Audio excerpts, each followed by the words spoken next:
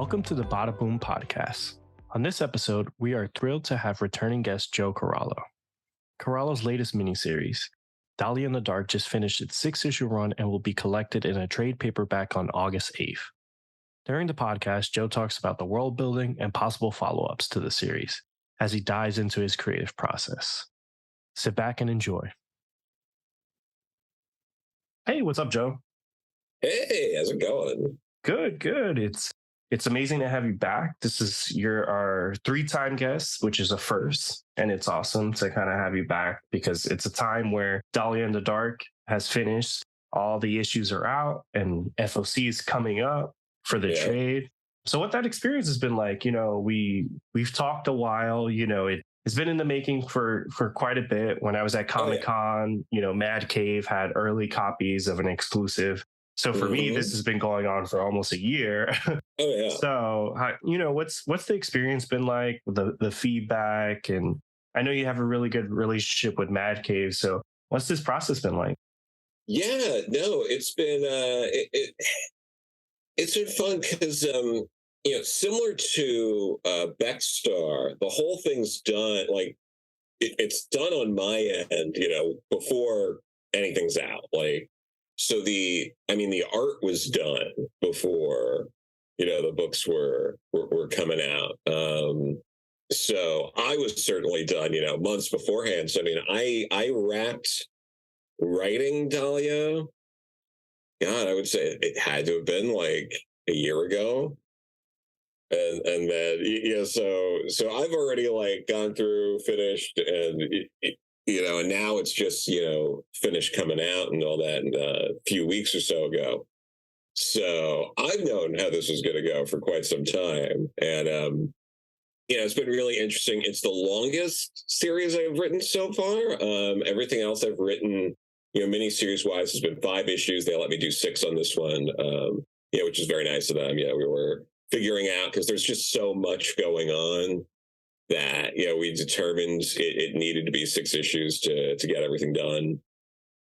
So you definitely feel that at the end there is some stuff that's left open.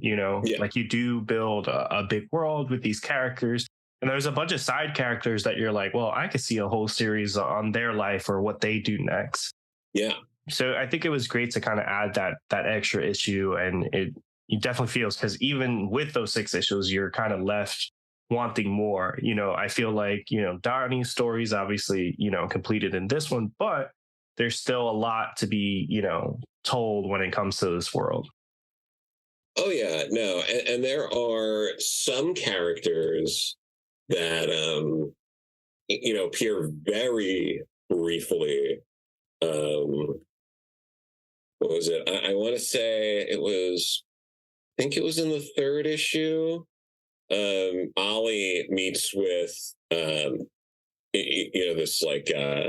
this government official, this congresswoman, and that's like one of the only scenes she shows up in, and that's again like just one of those things where it's like, there are in the world building, like putting this out there, having a more fleshed out world with some characters that you don't go into too much, that we could always go back to if we ever did more in this world, which I think there's so much going on, and it's such a rich world that it would be fun to sort of revisit it and do something afterwards, like sort of the return to Oz of it all.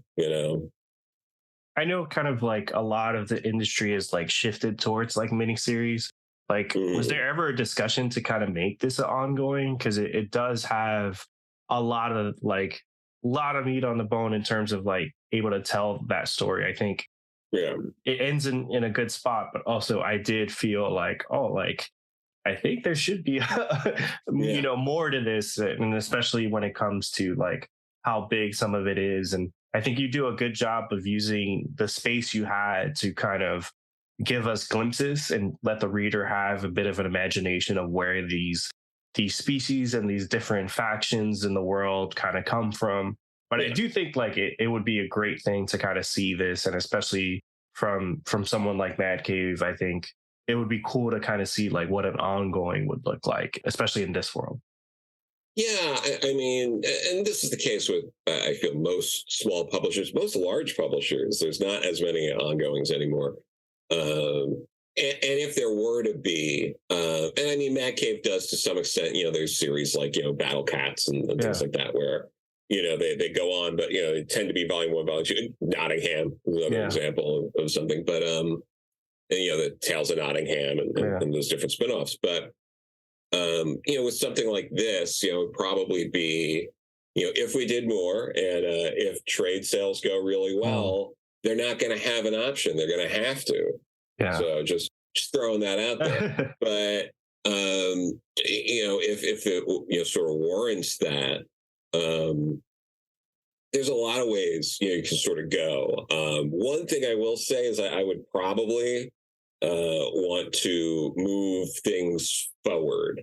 I know prequels are very exciting for people, and aspects or flashbacks or things like that is one thing. But, I feel like not just comics, but, all media, like this, like these stories sort of forms of whether it's an audio drama or a movie or a TV show, comics, novels. Prequels just end up being so much more predictable. I think they're harder to do right than some people, because sometimes it's like, oh well, it's easier because you're working with these. You have some of the building blocks already, and you're writing around those, and you don't have to come up with certain things because the destination's there for you. But at the same time, it's just that much easier to fall into certain tropes, be predictable, and to lean into cliches more. One of the things I always think of is in Futurama, in the later episodes when it was on Comedy Central, they did the whole bit where it turned out that Hermes built Bender. And it's like, I think that stuff sucks. Because, like, you end up taking this big world that's really fleshed out and interesting, like in Futurama, and you make it smaller when you do things like that. And I think that's too often what people lean into. You lean into all these different coincidences and things like that. And I would hate to, create situations where the world of, Dahlia or anything else I've worked on just keeps shrinking because we have to link everything to characters we already know. And, but I would love to explore, more like the Fae world. If you could do it from like that perspective, I think that could be really interesting. Werewolves are a bit overdone, I think, so I probably wouldn't do a werewolf hunter kind of story, certainly as, a miniseries or anything like that. But there's a lot going on that I think would be fun to sort of work on with it. If the sales of the trade, if you order really it, well, and it's easier than ever. If your LCS has previews linked up, you could do it yourself. You don't have to go and ask anyone.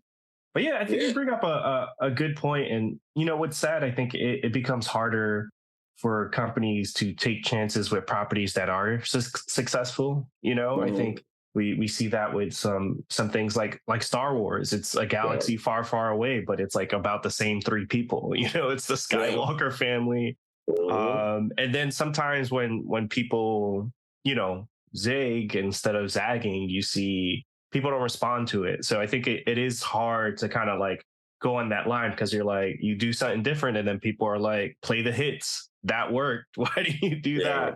So it's a tough thing for companies, whether big or small, to kind of figure out what that sweet spot is. Because I think when you do something different and it's successful, you get rewarded for it. But if it's average, it's the worst thing people have ever read or seen. So then you get scared, and then you're like, I'm never taking chances again. Which is really sucks about like all like IPs and fantasy stuff is just it's become so by the numbers. I think we've all won in a lot of ways, where it's like, hey, like I have a Marvel show on every week, but also they're all the same.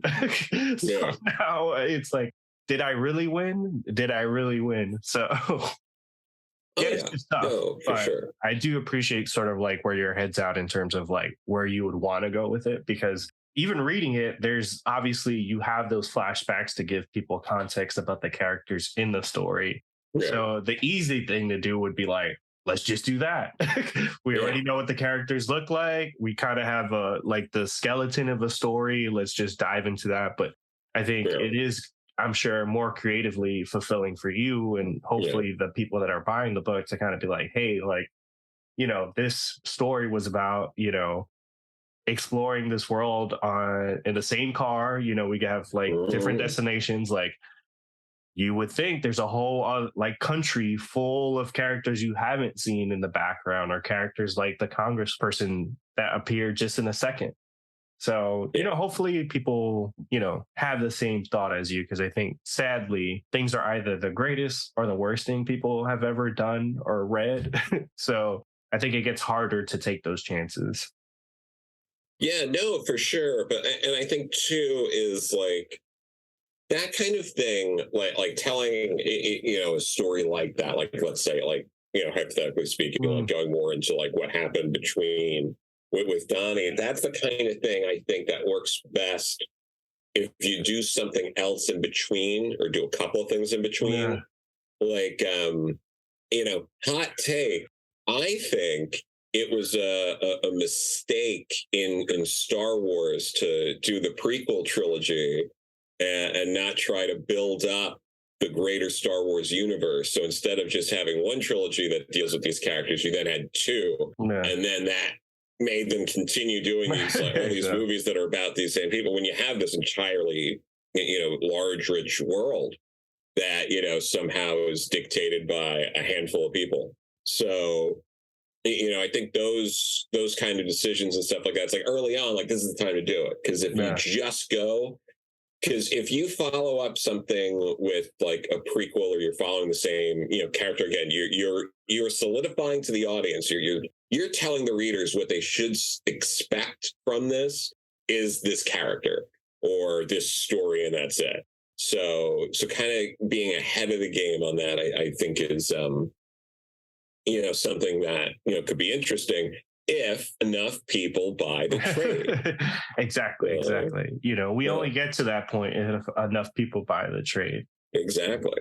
And kind of going back to that, like what has been the fan reception? And for you, obviously you've been living with the story for a year now, but has your perception of it changed now that it's out, that you've gotten like feedback about it? Obviously, you've been doing signings, going to conventions. What's that reception been like, and how has that changed your perception of the story, or like possibly like where you would want to take it?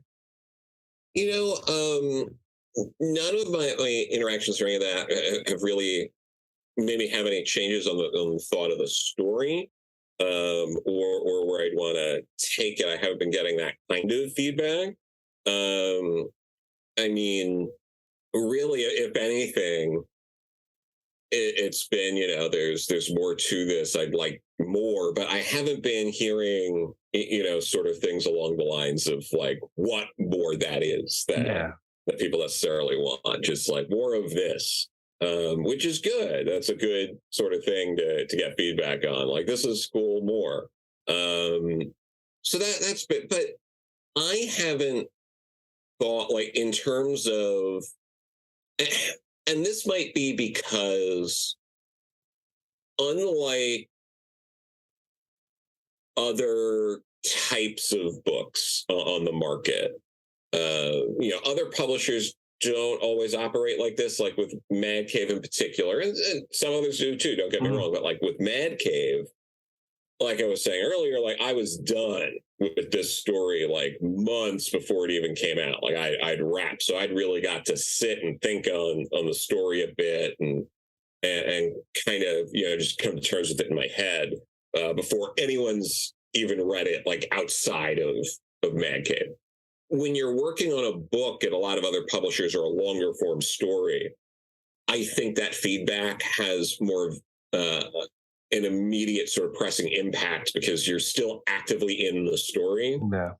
Like if you're writing like an ongoing of like, Spider-Man, The Flash or whatever it is, and you're getting feedback from people, you're like, oh, I'm still like in this story. I'm still writing it. Like, okay, I can like, that's what people are really like sinking their teeth into. All right. And, you can kind of like adjust. You could like maybe like beef up a character or like stretch out a scene or maybe make something that you thought was going to be one issue into like a two-parter or something. But with this, I kind of, finished the story. It was settled, and then getting feedback afterwards. But you're already kind of settled in the story, and if particularly if anyone had like feedback after like the first few issues, it's like, yeah, story's done. I know what to tell you, man. Like it's that's how it is. But no, it's so that kind of stuff has been interesting. I mean, it's possible.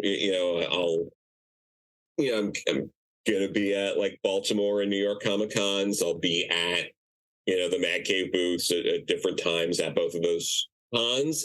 Those will be the first two cons I'll be at since the whole thing is wrapped up. So I am anticipating getting different kinds of feedback in person on that kind of stuff, or people wanting to discuss it. And I think my answer to that will probably change after having like experiences like that. But just so far, that's kind of where I'm at. Yeah, and it being sort of your longest running series, being 6 issues, like how has that changed you as a creator? Do you feel like you're ready for that step of going into an ongoing if the opportunity presented itself? And like, what other things did you learn from it? Because I think that is a huge achievement to kind of like level up and kind of be that. I think all of us throughout our careers, we have those experiences and we walk away like, all right, I feel a little bit better about this. I'm better at that. I think I may need to work on this. But what was that experience like? And do you feel like it's time for you to kind of go into that, or you still feel there's still stuff to explore when it comes to these miniseries? I mean, there's always going to be stuff to explore no matter what. Like the way I always view comics is the story you can tell, you have to be able to tell it in, like, how would you distill whatever story you're doing into one panel? Then it's like, okay, how would I distill it into a full page? Then how would it be a one shot? How would it, or like a 6-pager, then a one shot, then a miniseries and an ongoing? You have to be able to figure out how that story would work in different ways. That's just how I look at the medium. So I think every story is always a learning experience no matter what. I think just in terms of, ongoing and pacing, it's always going to be about, trusting your collaborators. And it's not just, in like art direction, things like that in a script. It's also like, do I need to explain this in the dialogue? Does this need captions? Do that? Like one thing I feel like I did with Dahlia, probably more so than anything I'd written before that, was, continuing to kind of let the story tell itself through the art. I think there's a lot of, like, there's dialogue in it for sure, but there are parts that are action heavy, that are breezy, and that's intentionally so. And it's, so being able to do that. Some of the other things I learned were, I'm not sure if, everyone listening had seen, but was it Andre Milana?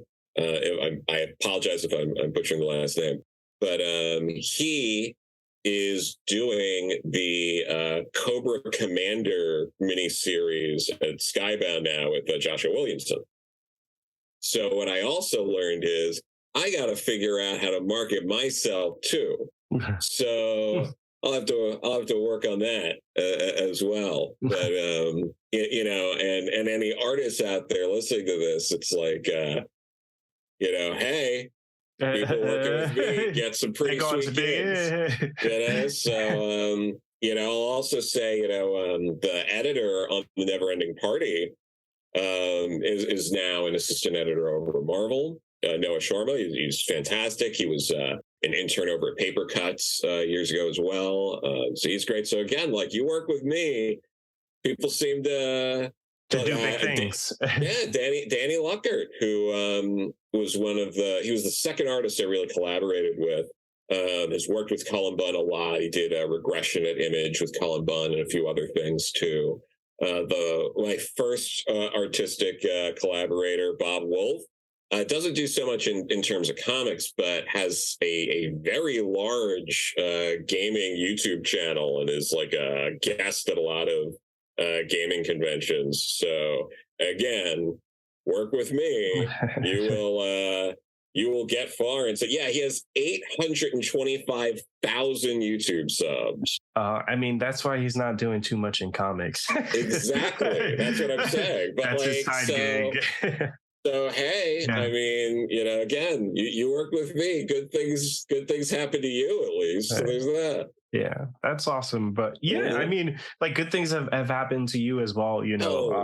Outside of this, you have also the Never Ending Party, which is coming out in August, collected as a trade with, your collaborator who sadly passed in the past year, Rachel Pollack. What's it like to see that collected? Because I think, it's sad that, obviously she didn't get to see it collected in this way. Yeah. But for you, what's it like to kind of see it finished through and have something work with not just a friend, but a legend in common? Yeah, no, obviously it's bittersweet. Getting them on Sunday, like the day of the Pride March in Manhattan, also, it's like, but I mean, I think it's great. I'm excited for, people to, different audience, people that, prefer like the physical editions, to read her last complete comics work. I think it's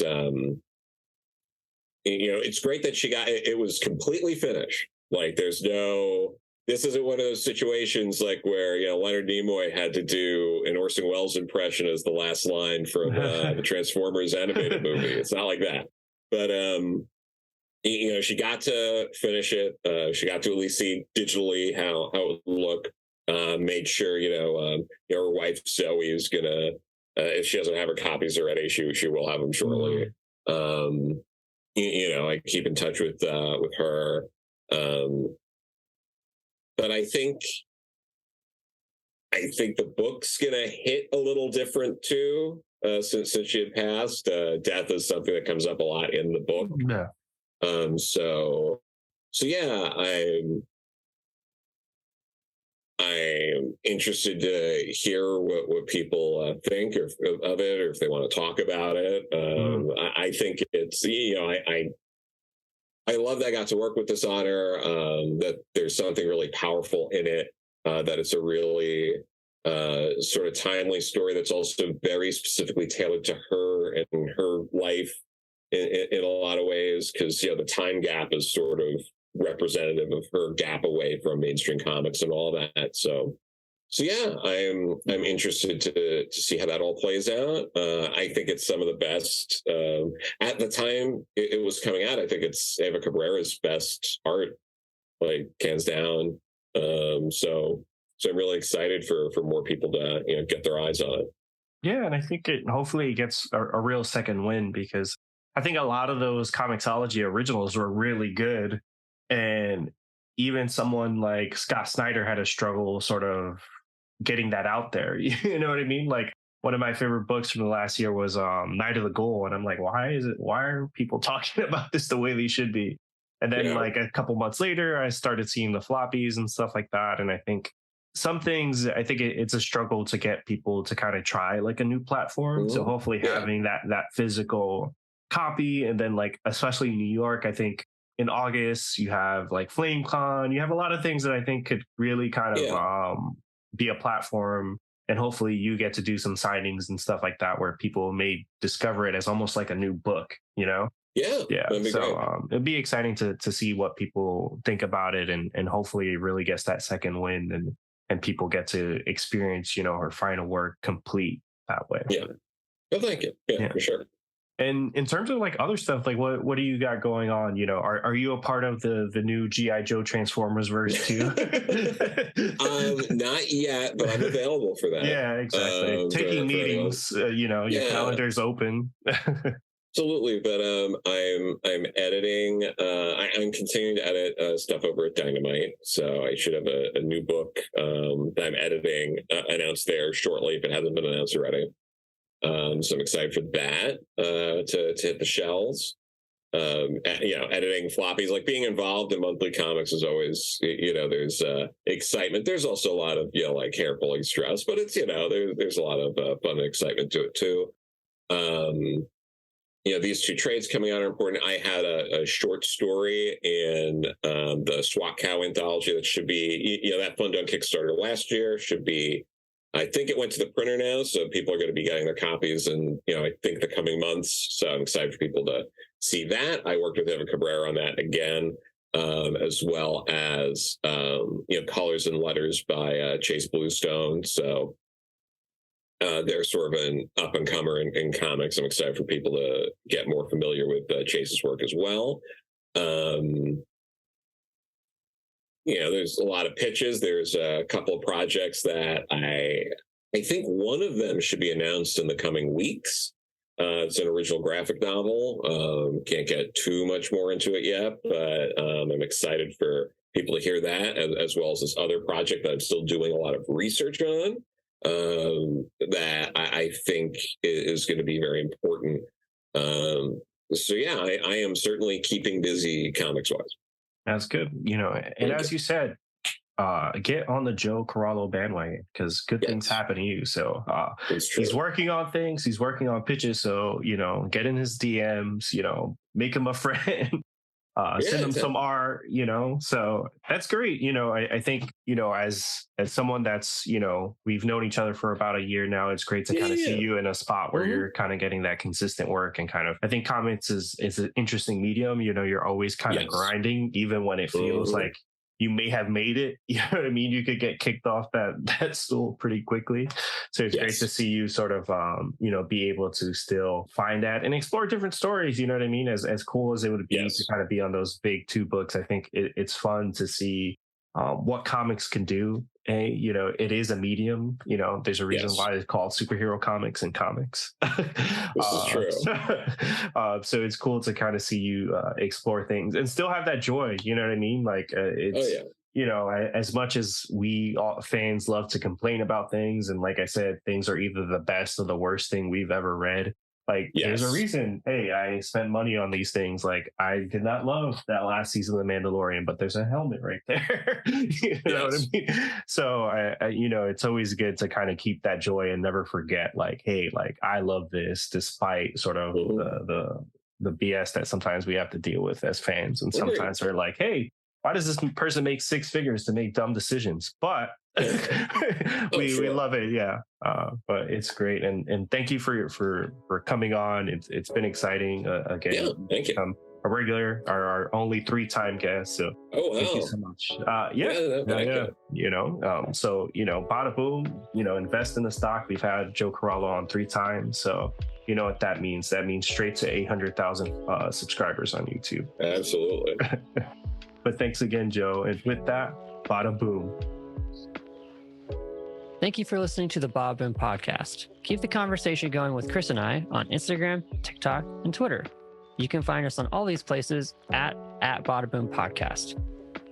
Get into the comments on our YouTube channel. Let us know what you like about the show or what you'd like to hear from us in the future. Until next time, please subscribe to us on Apple Podcasts, Spotify, or wherever you listen. Thanks for listening.